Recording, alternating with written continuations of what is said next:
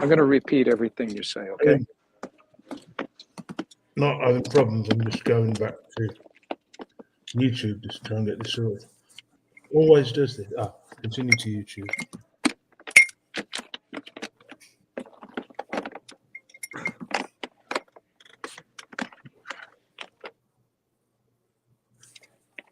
Here we are. We're good. Just that's muted. Okay, brilliant. Neil Sedaka? We just yeah. Private chat banners. Let's have a look. Write some comments in.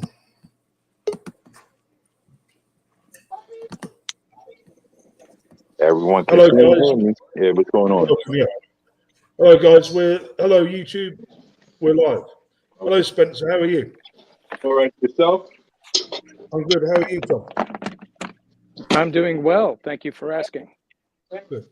Right, let's kick things off. Canelo Saul Alvarez beats Triple G unanimous decision and retains all the titles. Yeah. Well, right. I predicted the 12-round decision in favor of Canelo, so I didn't think there would be a knockout because both guys never have been knocked down, and they both already tried to take each other's head off. But what I saw that was very different is the way Ggg was trained now. He was trained more not to take shots to the head as much as he did in the previous fights. And I could see by his head movement and the way he was moving, he was a different fighter than he was 7-8 years ago. And I think that's to just add to his longevity. But Canelo didn't look that great to me. He was missing a lot of punches. He was wild. His timing was a little off. And then he started gassing out the last 3-4 rounds. So, I mean, it was entertaining. It was suspenseful, but it wasn't a war. And the right guy won. Yeah, there was no controversy. I'm agreeing with this one. There's no controversy on the. I mean, there was slight controversy because people didn't think that Triple G won 5 rounds because I think 2 of the judges gave him 5 rounds. But the right man won. There was no question on who was the victor of that fight. It wasn't as exciting. You definitely seen both guys didn't look at their best. Triple G had an excuse because of his age or whatever the case is. I'm not sure exactly what happened with Canelo. Maybe the having to drop down to the lower weight division, his first fight back down after cutting the weight. Maybe that was the reason why he looked a little lethargic towards the middle of the fight. He looked soft too. Yeah. So it could be a couple of reasons on that one. Well, but we'll see on the next one. Yeah, I think it was just a matter of, preserving Ggg for a few more fights. I think he's fighting that way now because of that. He's not going in and taking punches and then, throwing a lot of punches. Jonathan has trained him to have more longevity at this point of his career, not take as much punishment. That's what it looked like to me.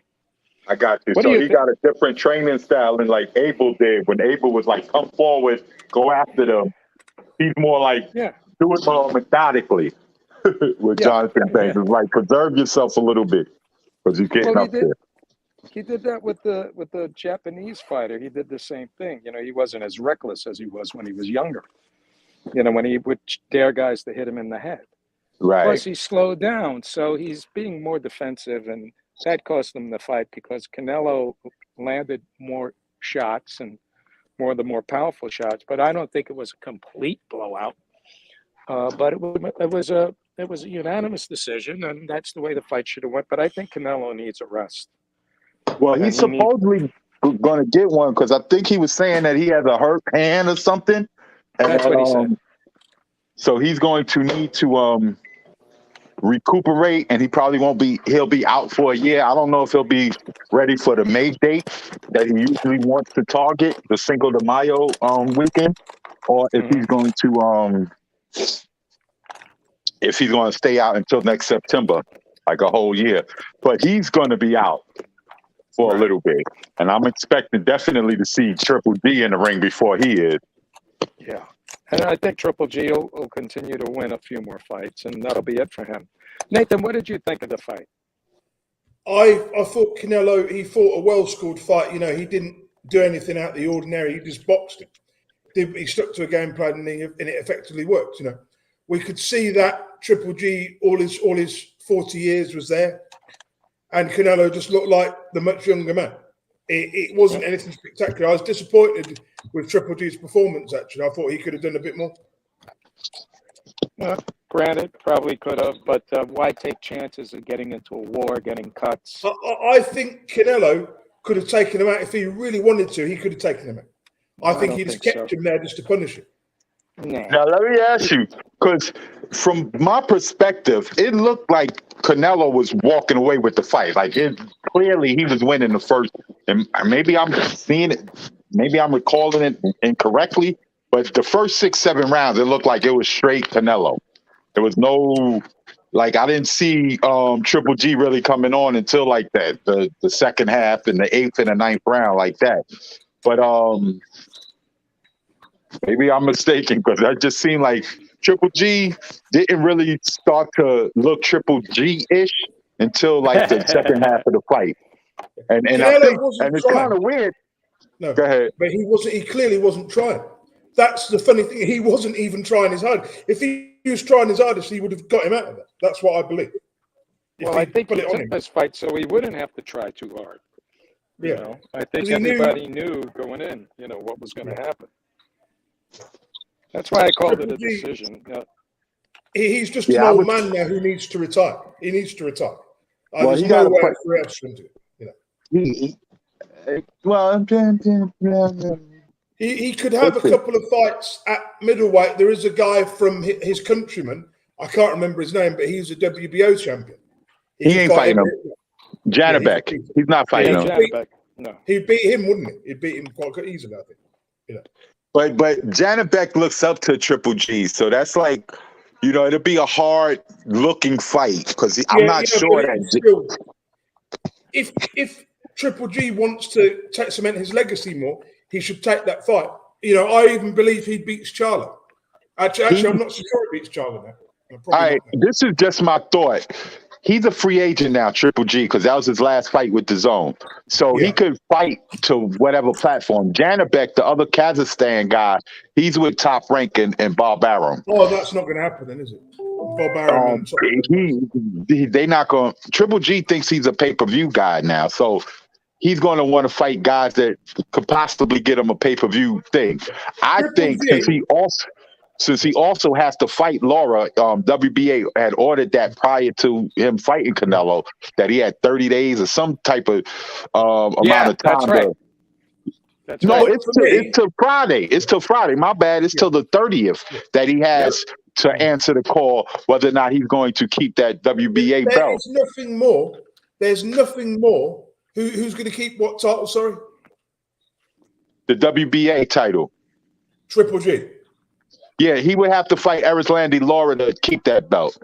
And well, there's no point because that's wins that fight. He'll beat Lara comfortably, and there's no point in making that fight. I mean, that's what I'm saying. Like it's possible that Triple G signed like a couple of fight deal with PBC and get him 2 pay-per-views. If he fights Lara and wins, then he could fight Charlo after that. Possible, yes, that's possible. I mean, because the only options that he has since he's going back to middleweight is either to go with DAZN and fight Munguia, go back to DAZN and fight Munguia, go to Bob Arum and fight Janabek, or go to PBC and fight Lara. Like, those are really his options. He's a champ, so he gotta either defend the belt or vacate him. Right. Look, I'm looking at this man's career. Right, Triple G wasted so, as we know, from 2007 when 2007 when he first won the belt? It must have been 10. I thought it was 10. 10. Let me double check because my memory is. No, 2007 he wasn't champion. I thought it was 2010. It could have been. Well, it could have been 2010. Yeah, 2010. Yeah. I remember his rise up. Right, for about 4 years, I followed him on boxing news and all that crap. I watched him fight. The first time I saw him fight was when he beat Martin Murray, right? So when I watched him saw him late. I saw him in like 2011. 2011. Yeah, he did see him with 2011. But my point is that when he did fight people, he never thought nobody wanted to fight him because he was so dangerous, and that's why he's a wrecker. we never got to see him. You know. Well, let's say I'm really, I don't know. Excuse me. I don't like to believe that. I think it was more of a low reward, high risk, low reward type of situation. Not necessarily too dangerous, but it's like for the danger, the money wasn't going to be what they would want. Look, he was just some random Eastern European guy from Kazakhstan who nobody had even heard of. Like you say, it was high, low risk. Yeah, but HBO was behind him. And HBO was behind him. He was a silver medalist. He had a crazy amateur career, so it wasn't like he was. Yeah, but nobody really cared about him in 2010 when he won the world title. Nobody really cared about him. Do you know what I mean? I knew who he was, but nobody cared. And what I'm saying is, he fought in some dinner in 2011. He fought in some banquet hall in bloody Germany with only 800 people. You know, come on, that tells you all you need to know. It wasn't until 2014 that people really started to take proper notice of, take the guy seriously when he beat David Lemieux. That's when I started taking him seriously. When he started, when HBO started pushing him, people started seeing him, like when he was beating Gabe Rosado and Curtis Stevens and all of those guys. People was taking notice. People was taking notice. It's just that, like I said, he was a high risk, low reward. Like there was, if a person had to choose, okay, if I'm Daniel Gill, right, and I'm from Australia, Gill from Australia, right? Yeah. He's like, do I fight Triple G or do I fight Anthony Mundane, who's my countryman, who's going to give me more money? Right. I'm going to fight Mundane first, and then I'll fight Triple G. I didn't watch him till he fought Matthew Macklin. I'd read about him and I heard about him, but I'd never sat down and actually watched it. One thing we forget was that Triple G, like the first time we started seeing Russians really competing against people in this country was back when we had Oleg Maskiev started. Maskiev, he fought Rockman and knocked him out of the ring. And so we started having more and more as Russia opened up people coming over. Yeah. We had the Crusher, we had Triple G. They started to market these guys. These guys were hard to market because, they didn't have, nobody knew them. So, but don't forget Triple G, how many consecutive knockouts and wins he had. I think he almost set the record for the most knockouts in the winterweight division for a while. His string was almost as long as Bernard Hopkins, wasn't it? Yeah. Title fights? Yeah. Yeah. So that's what got him really noticed. And then HBO was plugging him a lot. And because he wasn't as high profile, he was taking their money. So, it wasn't until Canelo he started really making the big. We're not allowed to say the word Russia again because the word Russia is now banned. Well, we're talking about athletes, okay? I understand the situation with the war, but athletes shouldn't be penalized for what their country, I agree. Their politicians decide, Anyway. I don't think we should have ever left the Olympics. I don't think anybody should have left the Olympics over politics. That's just stupid. Yeah. But anyway. Very stupid. Yeah, very stupid. It's almost like racism. It's political racism.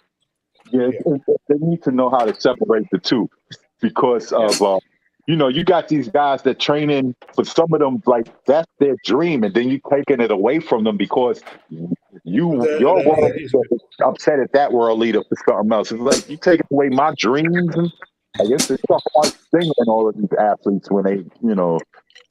I like to see the Crusher. I love watching Kovalev fight. I love watching all these guys. But, it is what it is. Anyway, we'll move on.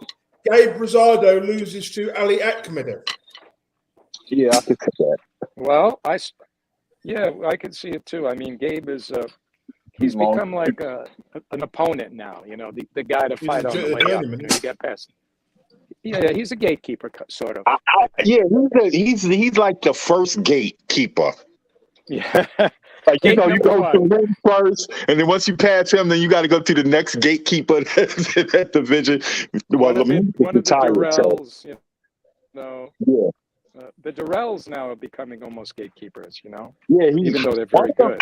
Isn't one of them due to fight Caleb Plant soon? Yeah, but everybody's ducking Benavidez in that division. You know, Yeah. I mean, All right. Benavidez, Canelo wants no part of him. You know, who Yeah. were you fought? He says. You know, well, who did Canelo fight on the way up? You know, he fought his own countrymen. You know, a lot of guys were not good fighters. Yeah. Canelo's just being a prima donna. Now listen, I'm going to slightly defend his no Mexican policy stuff because he stated that after the Junior Chavez fight, right? He made that statement after Junior Chavez, and I think it was because the way the crowd was separated in that fight that he didn't want to have the Mexican crowd split when he goes into the fight. He wants all the Mexican fans to be rooting for him. If he goes in and fights another Mexican, he's splitting the Okay. Mexican fan base.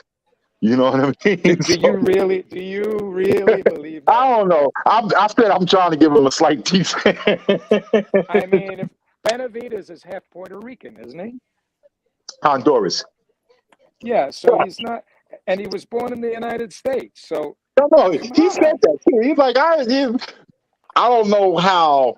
Is his father the one that's Mexican? Is Jose Benavidez Mexican? Yeah, Okay, his dad. so his mom's is Honduras. Okay, so I don't know. He's His born in pops. the United States. He's born in the Yeah, United yeah. States. Yeah, he's an American citizen, just like Ruiz is an American citizen. They just a lot of the so-called Mexican boxers are actually American citizens born in California or, grew up in California or thereabouts, but they got heritage to Mexico because their family is from Mexico. Right. Well, But Oscar they're De La American Hoya had that problem when he fought Chavez, remember? Yeah, When De La Hoya. but you can. So what? So what? You know. So what?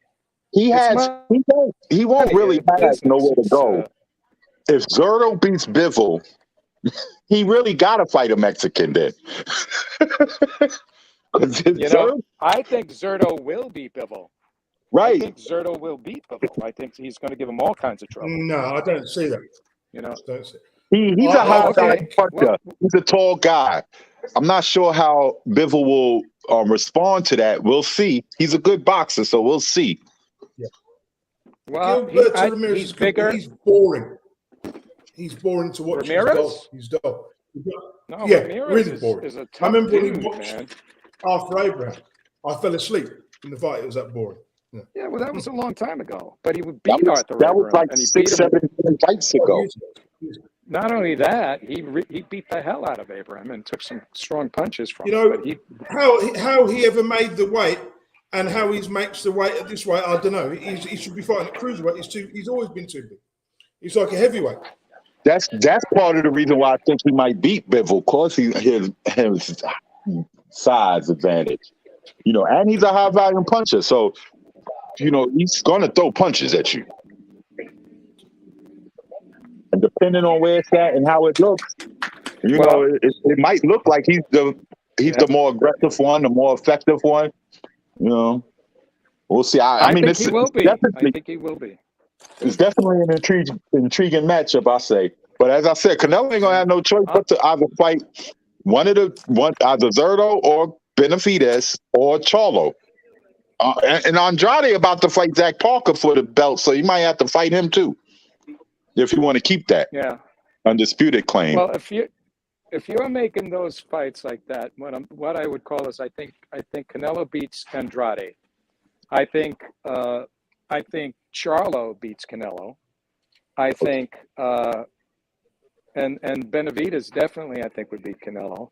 And either one of those Russian champions would beat him, or Zurdo I think could beat Canelo. Yeah. So, he has a chance against Andrade. He might, if they push up John Ryder to like a mandatory position, I think he might be one. He could beat John Ryder. I don't think he's going to try to mess around too much at light heavyweight with anybody more dangerous than Bivol. Hey, Nathan, what do you think about Callum Smith and Canelo at light heavyweight? I think the same thing would happen, to be honest. I still think Canelo beat him. I just think Canelo's style is, too different. Do you know what I mean? I think Callum Smith is made for it. Callum Smith against the other guys, because the way his style is. But to be fair to Callum, he does hit a lot harder at light heavyweight, doesn't he? He seems to be hitting a lot. Yeah, he probably got a little bit more strength. That's why I think it's happening with Zerto too. Yeah, He looked a they're little bit both better because they don't fighters got to cut the who are weight. killing themselves to make 168, right? So I basically think that if Canelo was to fight him, I still think he'd win, but it might be a little bit closer this time. Good. That's a good shout. Do you think Callum Smith and Joshua Buatsi would ever fight? Yo, they under No.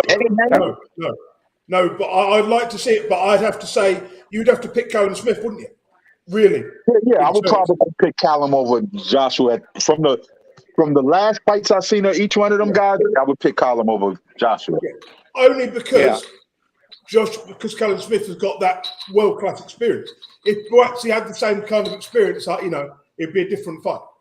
It's just about season, Buatsi, he's been thrown in the deep end. He's not ready for a world title fight. I do believe Buatsi would beat Anthony Yarde, a fighter who I do not rate. Yeah, he just pulled out of the Pascal fight. Oh no, really? Well, it's probably a good thing, isn't it a good thing that he didn't? Yeah, he wasn't ready. I think you're right. That's a good thing. They're citing VADA reasoning. Yeah. But I think because Eddie Hearn is such a good promoter, he could steer Buatsi away from the top people, and go the Nathan Cleverly route, where he gets an interim belt or something, But you can negotiate someone like Buatsi to world title. What? Clarissa Shields doesn't think he's such a promoter. She thinks he should keep his mouth shut. Who should? Wilder or Eddie should keep his mouth shut. Yeah, because he's picking Savannah to beat her and also Wilder to lose. To you know what? Savannah Marshall, as good as he's telling Savannah, Clarissa Shields was telling Savannah shit. You know what? I at least we need to be honest. As a woman, I think Clarissa Shields should just be quiet and just continue to box and improve, and not say anything. Well, as a woman, you think because she's a woman she should shut up? No, she's not selling out arenas. Not because she's a woman. She's not selling out arenas. Wilder and people like Wilder and that do. She doesn't, Well, women's boxing is not popular. First of all, it's not her fault that people aren't as interested in female boxing. It's not really her fault. She's winning the fights. She's most of the time, the things that Clarissa does when it's a male counterpart, depending on the type of male counterpart there is, they are confident. They're, like the terms used for them are different than the terms that's being used for Clarissa. That's right. You know what? She's a great fighter, but she's the wrong. How can I put this nicely? She should have been a man because she would have been. I tell you what, she would have been. If she was a man, she would have been a great fucking fighter. She would have made millions. She would have had the biggest mouth out of everyone. Do you agree? I just think she was born. The Clarissa Shields Savannah Marshall fight didn't it sell out 0-2? It might have done, but I don't think it did. No, it's not that big a fight. It supposedly had sold out the 0-2. That's what I heard. She had I'm shocked if it has. I mean, women. She never sold out Madison Square Garden or anything like that. I'm not even going to say that, but places she's been to to capacity. Like they weren't the biggest places, but she's been places she fought to capacity. You know what? I hope Savannah Marshall loses. I hope Savannah Marshall wins this fight. Well, I hope Savannah Marshall smashes when it comes up. Yeah. I hope she smashes Clarissa Shields. No offense. I think Clarissa, she's getting way above her station. I think Savannah. I hope Savannah does a number on her. I'm sorry, but the more she opens her mouth, the more I'm starting to dislike her. Well, that just means Clarissa is a good promoter if she's eliciting emotions like that. She's a good heel. Because Muhammad Ali used to do that. Bernard Hopkins used to do that. Yeah. Talking trash. That's all good for me. I mean, whatever. Once they get in the ring, all of that stops and all the means talking with the hands. And again, like I said, plus this is exactly how you make money. Clarissa Shields is in a position where you either love her or you hate her. You don't like her, or you like Don't her? like her at all. You know, I used to, but I love respect her. I just don't like it. people going to tune in because they want to see her lose. Like, you guys going to want to see her get beat up by Savannah Marshall. So a lot of eyes are going to be on the screen to see Savannah Marshall get beat up by Clarissa Shields. Wait a minute. You don't include me and you guys. No, you again. No. I'm sorry, Tom. But you guys is the British. I tell you what, Sunshine. I should get a plane over and come and kick your ass. How about that? All right, I'll be the referee. Right. What's the next thing, guys? I forget what should we talk about next. Tonight's fight. Wait, we got the Joyce-Parker. We got the big heavyweight fight. We got let's go through the card. What's on tonight? That's tomorrow night. Shakur Stevenson is on tonight. Is it? Oh yeah, I thought it was tomorrow. Lost his belt. Yeah, we'll talk about that then. Scale. So yeah, he lost his belts on the scales. Yeah, he come on in an hour at 10 o'clock. I mean, well, the card starts in an hour. Yeah, he's growing. He's growing big, man. He needs to just move up, just like Haney needs to move up. Yeah, Haney needs to move up to give him room to win some of those belts. Yeah, he couldn't make the weight. I'm seeing on social media a lot of people is upset he didn't even try. It's like, he tried. There was no more moisture in his body. He couldn't sweat out anything else. So he wasn't going to lose any more weight. So he's like, all right, I'm not going to lose any more weight. Y'all want me to do something where I'm going to fail making the weight anyway and be drained. So I'm not going to try to, take these 2 hours to make the weight because I'm not going to be able to make it. And he's willing to give up the belt, so that's that. So if the guy wants to win the belts, he's got to we know he got to pay a penalty for being overweight. Right. So that's that. Right. He's penalized for what he did. That's it. What is it? 100,000? I think it's something like that. I'm not sure he's getting how much he's getting, but you got to give up a certain amount for every pound you overweight. So yeah, he was like 1 and some. Yeah, 1 point. It's like 3/8, I think, over. Yeah, you could say just say for argument's sake, 1.5 pounds overweight, because I think he was like 131.6 or something like that at first. Yeah, I don't know how many times I've seen fighters, make weight and they get in the ring and they can't perform. Exactly. So that's what he was saying. Like, it's a weird conversation that people like. He's very unprofessional and he should get his ass whipped because he didn't make the weight. He didn't even try to get on the skit. Like, come on now, y'all don't even know. Like the instant criticism about certain situations without knowing the whole entire story. It's just funny to me. It's like it's automatically have an opinion like, oh, he's unprofessional because he didn't make weight. Like, all right, he's growing. He's kind of got big. Then I'm seeing people saying, this guy's already in his 20s. You ain't going to grow but so much. You should have known that. Like, oh, my God. Nah, it's a matter of biology, and there's nothing you can do about it. Right. And again, he's moving up. And I ask all of the people on social media when they say this, I'm like, so what do you think that should happen? What do you think should happen since he didn't make weight? Like, you think he should get his title stripped? Pay the penalty. Like, what do you think should happen? Right, whatever's happening is happening. Yeah, he can't there are rules involved, and that's it. He's not the winner anymore. The guy has to beat him to get the belts, and if he beats him, he gets the belts. If not, he doesn't. Exactly. It's either Robson's gonna win and be a new champion, which if he was gonna win, be the new champion anyway, or Shakur wins and he's moving up anyway, vacating the titles. Your opinion, Nathan. Oh, yeah, I on Shakur Stevenson. I think I don't know anymore. I don't know. After this fight, he should just go straight up to to lightweight. Well, he said obviously he can't make it, and not bother with this weight ever again. Just move it to lightweight. Right. He said it. He was like, "I'm." He's obviously not professional. He's not very professional, is he? This is really unprofessional.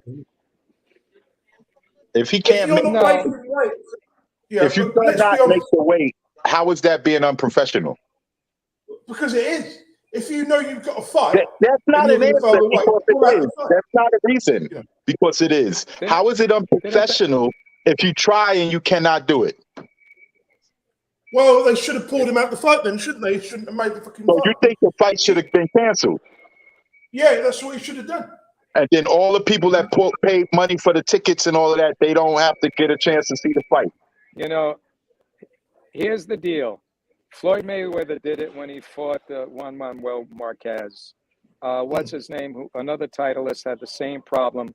He had to pay the penalty. He fought, and then he won. There's been a number of champions, especially in the lower weights, that have had to do this. And it's not that unusual at a certain point for people to say, look, I can't make it. If you can't be fucked to make the weight or do it properly, what's the fucking point?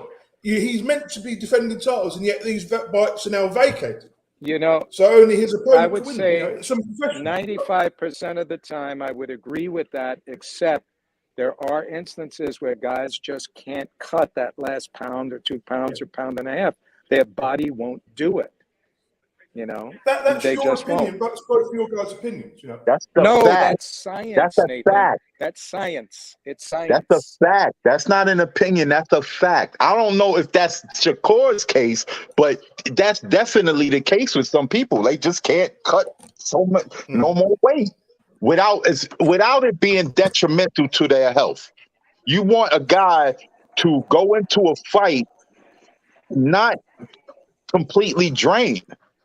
That's not healthy. You want him to be completely dehydrated. That's even in the ring. Well, so then don't make the fight. Don't make the fight. Reschedule it for another time, or have a catch, or change it to a catch weight.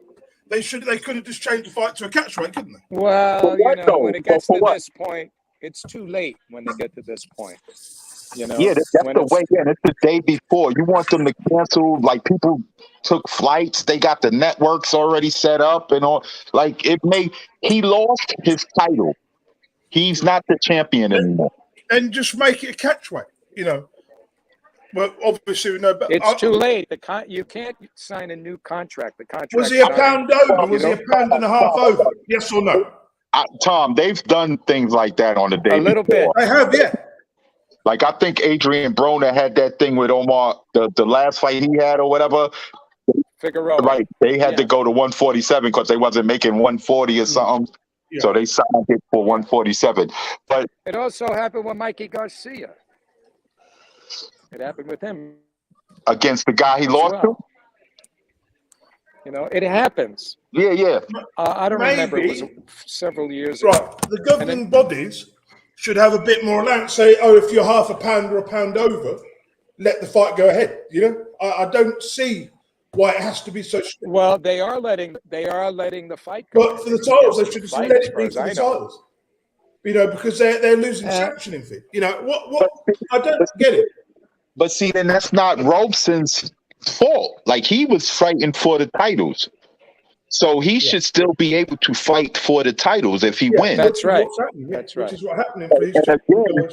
If Shakur loses, he's not a champion. He's not a champion when he loses. I've seen this happen before, right? There was a British fighter who was a super featherweight or whatever. I can't remember his name. But he won the belt on the scales because he had the option of taking the fight and fighting the guy for the title or being declared champion. He decided not to have the fight. So on the scales, because the guy on the scales failed, they stripped the guy. The fight didn't go ahead, and this guy was made the champion. They should have given his opponent that option, I believe. You know. Look, Nathan, let's end this argument. When you sign a contract, there are stipulations if you don't make weight, not only with the titling bodies, but also with the promoters and the fighters. Yeah. You have to pay a certain amount for every pound. You will be stripped of your title, and then the opponent is given the benefit to win that title or titles if he beats the former champion, because that guy walks in the ring, he's no longer a champion. Okay, but if he gets beaten, the opponent will get the titles. That's the way it is. They don't change anything. That's been working for a long time like that. Yeah, and So there are no other solutions. I wanted to bring up some other fights. Carlos Takam lost to Makhmudov. That was a close fight. That was a close one. Did you see it? That's what I'm saying.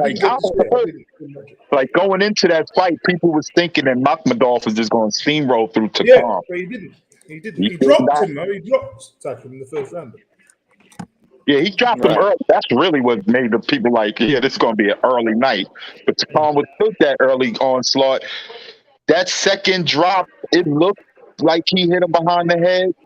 From a certain angle, it looked like him, but then again, it looked like it was behind the ear. So, but he still got him. And those two knockdowns, I guess, was the decision. Yeah. Well, that won it for him for sure. I mean, Takam didn't look bad at all. I mean, he was hanging in there. He was scoring. There was another fight at heavyweight as well. And that size difference for Takam to still be able to catch him at will, Makhmudov might have some trouble with some big heavyweights. Yeah. He's got a lot I of would work. say he will. He's only been pro 3 years. That's only like his 10th or 11th fight or whatever. So you've got to be careful. It's good matchmaking. He learns from. Also, Kevin Lerena, the former cruiserweight, South African cruiserweight, second fight at heavyweight, he beat Marius Wack on points. Yes, it wasn't that comfortable. He won. Well, let me say this: how hard do you think it is to hit that big head that Marius has?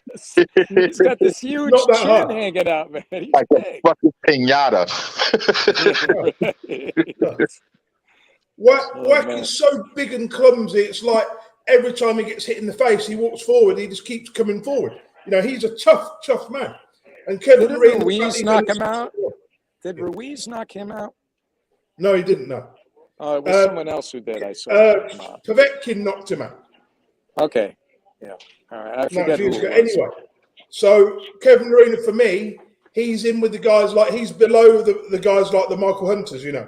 I don't think he'd be able to beat any of them, but he could compete with them. But he wouldn't beat the top 20 guys. I don't think. Right. Yeah, I could see that. Well, we have the big one tomorrow. Joseph-Parker against the old Joe Joyce is 37 now, right? Crazy, that, isn't it? Yeah, He's man. still like a prospect. Well, it'll be an interesting one.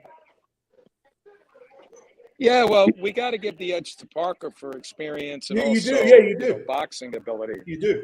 But I think I'm going to say this. I think if Joe only knows one way to fight, and Parker is just going to keep, if he's smart, keep peppering him, and when he gets close, hold him. And that's would be the best way because he'll bust them up, Yeah. Only way for Parker to win this, like you say, this is for the WBO interim world titles. That's important. I do believe that Parker is a little bit better than Joyce in terms of skill. He knows how to keep it on the outside, keep it moving, but can he keep it for 12 rounds? I don't think he can. Yeah, but that's Joe Joyce, once he connects, it's some thudding shots. Yeah, it took him about 6 rounds to warm up his last fight, don't forget. I believe Joyce will win this by the skin of his teeth. I really believe Joyce will win this by a round or two. It's that close. Only reason I think Joyce will win is because I think by round 7, 8, Parker will run out of energy. And he'll get overwhelmed. I can see it going to points, though. But Parker goes 12. Parker goes 12 rather easily. Yeah, I'm going with Parker by decision. But there's nothing in this fight. You do realise there's hardly anything in this. It's that close a fight. I do believe Parker's a better fighter, but I just think stylistically, Joyce will just about do enough. It's like Parker should win, but I just got a funny feeling he won't get the decision. Parker by decision or Joyce by stoppage? You're covering, but you got to pick one or the other. Which one? The heavyweight division, right? Joyce doesn't have any time left. He's just about run out of time. So if he loses this, it's over. Really, isn't it? Really, at 37, Yeah, I'm only saying that, Tom, because I believe that Joseph Parker is going to be able to last the 12 rounds. The only way Joe Joyce wins is because he would stop him. That's the only way. I don't think he's going to stop him. I think it's going to be a Joseph Parker decision.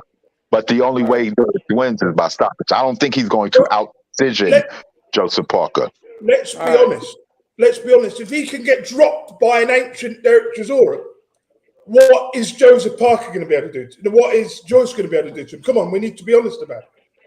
And Joyce hits a hell of a lot harder than what Chisora does. I believe if you put if you put Chisora in the ring with Joe Joyce now, Chisora gets stopped in 6 or 7 rounds.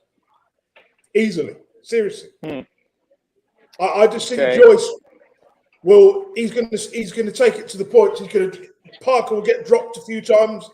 But the way to beat Joyce is movement, because he's so slow. If you can use your movement to outbox him, the superior skill and distance, because we know Parker's good at fighting on the back foot. He's good at fighting on the move, isn't he?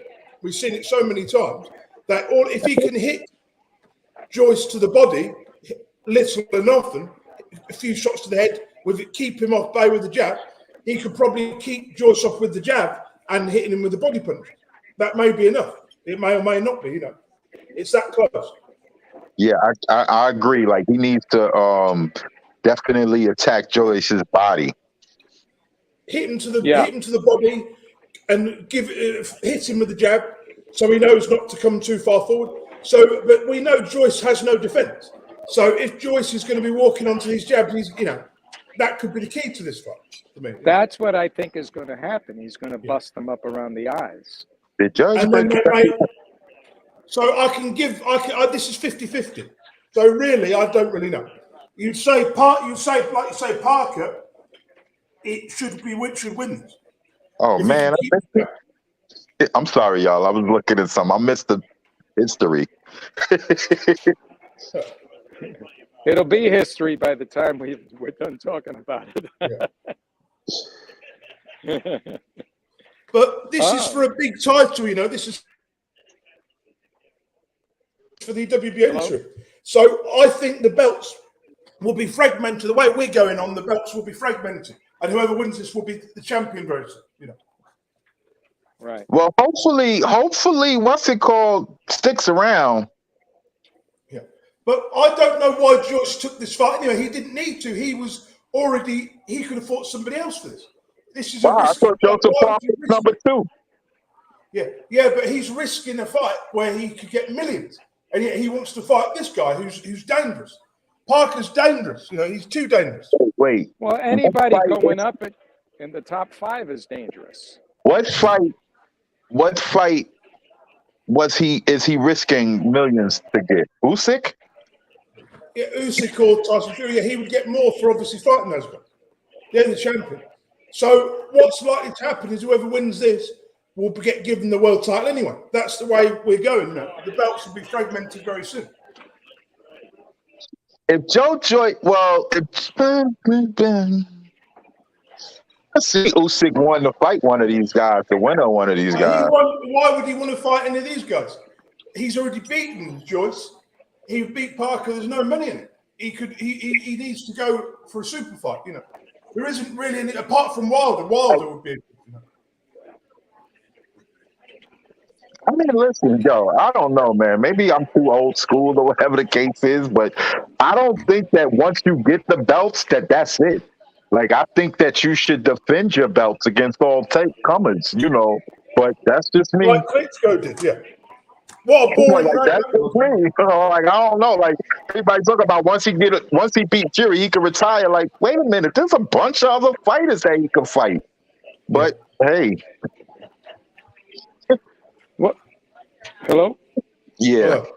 I thought I dropped out. Sorry. Let's talk about the rest of this card. Actually, there's not even any good fights on this card apart from Amanda Serrano. Yeah, that's a unification fight. It's for the that's a no. What one? I think Sarah is the IBF champ, if I'm not mistaken, and Serrano got 2 titles. So yeah, I'm picking Amanda Serrano to win. Ain't He's a damn probably good fighter. so that they could set up a Katie rematch. Because Katie just got announced that she's about to fight.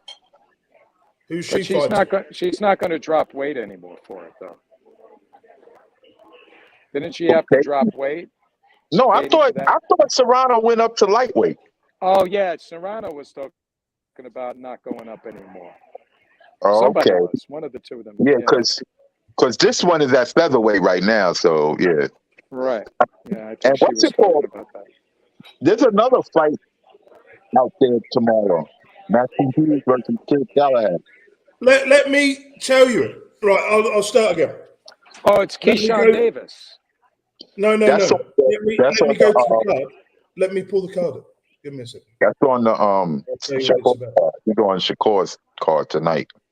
Yeah, he's going to be a chance. Yeah, he's nice.